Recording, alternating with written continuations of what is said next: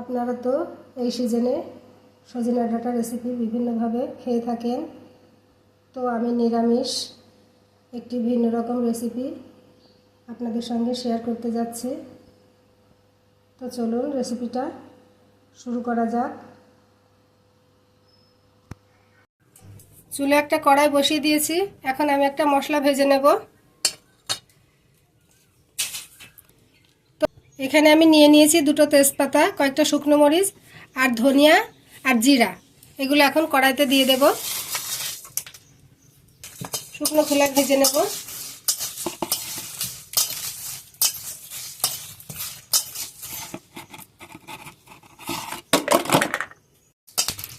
মশলাটা ভাজা হয়ে গেছে, এখন নামিয়ে নেব।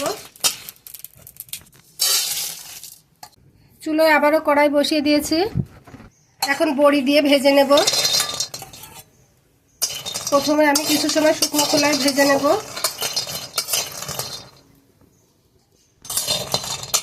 বড়িতে কিছুটা দাগ ধরে এসছে, এখন তেল দিয়ে দেব।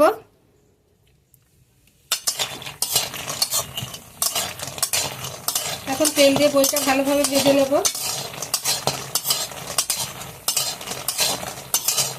বড়িগুলো ভাজা হয়ে গেছে, এখন নামিয়ে নেব।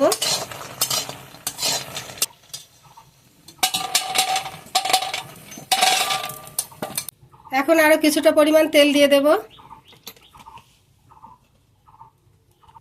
এখন দুটো তেজপাতা ছিঁড়ে দিয়ে দেব। এখন কালো জিরে দিয়ে দেব।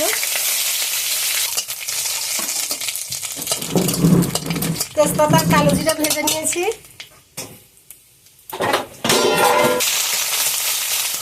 এখন কেটে রাখা আলুগুলো দিয়ে দিয়েছি।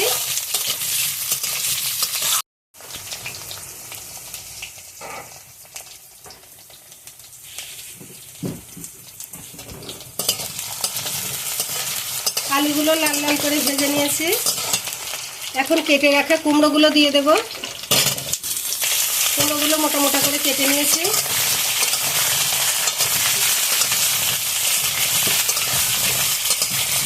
এখন আলু আর কুমড়ো তার সঙ্গে আরো কিছুটা সময় ভেজে নেব। কিছু সময় ভেজে নিয়েছি। এখন কেটে রাখা সজনাগুলো দিয়ে দেব।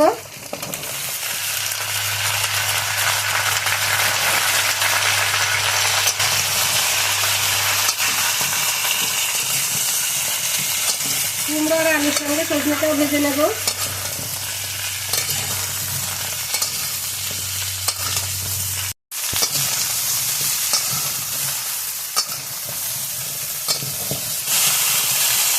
ডাঁটাটাও কিছু সময় ভেজে নিয়েছি।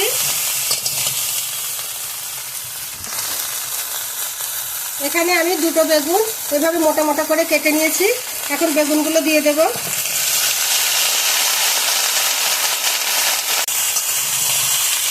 এখন বেগুনগুলো ভেজে নেব।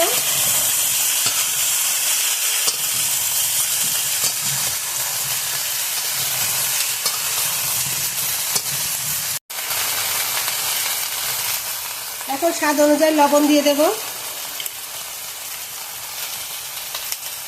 হলুদের গুঁড়া দিয়ে দেব।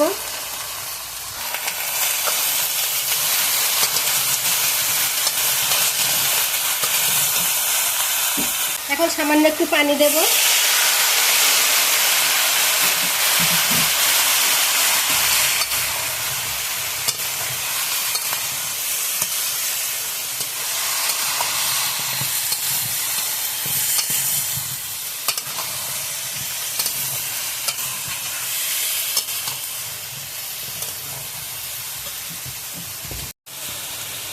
আদার বাটিটা ধুয়ে একটু পানি দিয়ে দিচ্ছি।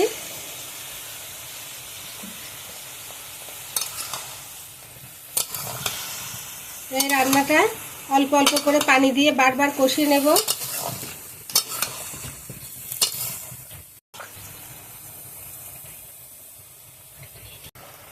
এখন কাঁচা মরিচ বাটা দিয়ে দেব।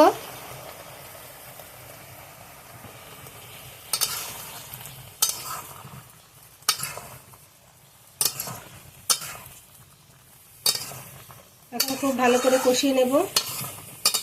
এই রান্নাটা যেহেতু আমি অল্প মশলায় রান্না করছি, তো এই রান্নাটা যত ভালো কষানো হবে খেতে ততটা সুস্বাদু হবে।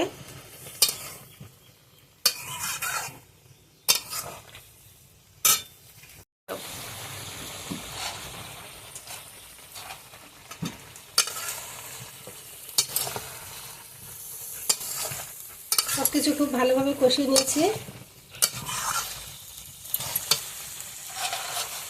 এখন ভেজে রাখা বড়িটা দিয়েও কষিয়ে নেব কিছু সময়।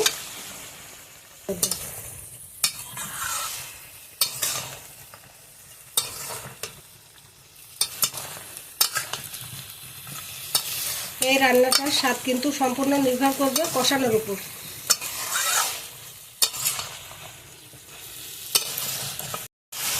সবকিছু সুন্দরভাবে কষিয়ে নিয়েছি। সবজিটা থেকে সুন্দর একটা মিষ্টি গন্ধ বার হচ্ছে।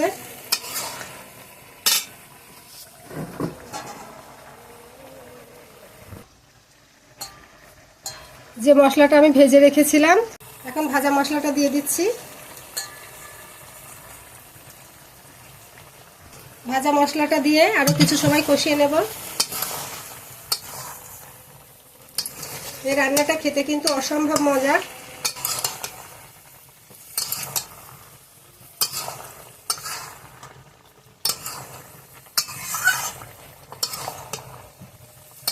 আর যে সবজিগুলো রান্না করছি, সজনে ডাঁটা, কুমড়ো, বেগুন, আলু সবকিছু কিন্তু আমার বাড়ির।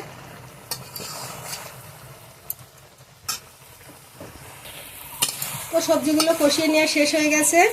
আর সবজিগুলো দেখুন কতটা নরম হয়ে গেছে। দেখুন কুমড়োটা খুন্তি দিয়ে কেটে গেল, ডাঁটাটাও নরম হয়ে গেছে, আর বেগুন তো আগেই নরম হয়েছে, আলুটাও নরম হয়ে গেছে। এখন আমি ঝোলের জন্য পানি দিয়ে দেব, যেহেতু রান্নাটা একটু ঝোল ঝোল হবে। তো এখন ঝোলের পানি দিয়ে দেব।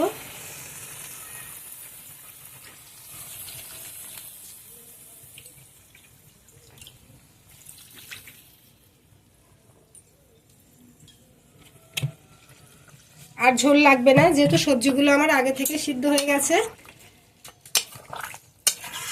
তো এই ঝোলে আমি রান্নাটা করে নেব।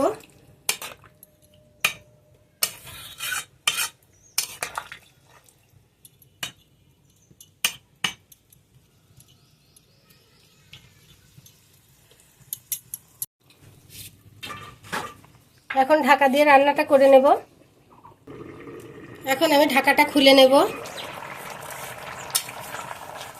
তলা দিয়ে একটু নাড়িয়ে দেব।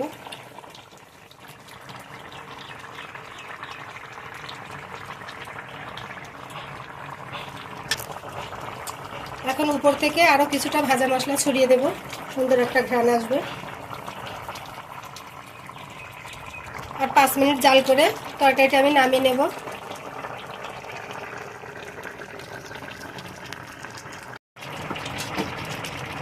পাঁচ মিনিট জাল করার পর এখন তরকারিটা আমি নামিয়ে নিচ্ছি।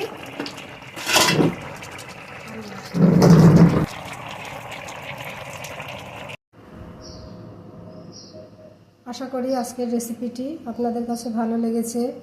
ভালো লাগলে একটি লাইক দিবেন আর কমেন্টে জানাবেন কেমন হয়েছে। আর এরকম নিত্য নতুন ভিডিও পেতে আমার চ্যানেলটি সাবস্ক্রাইব করে পাশেই থাকবেন।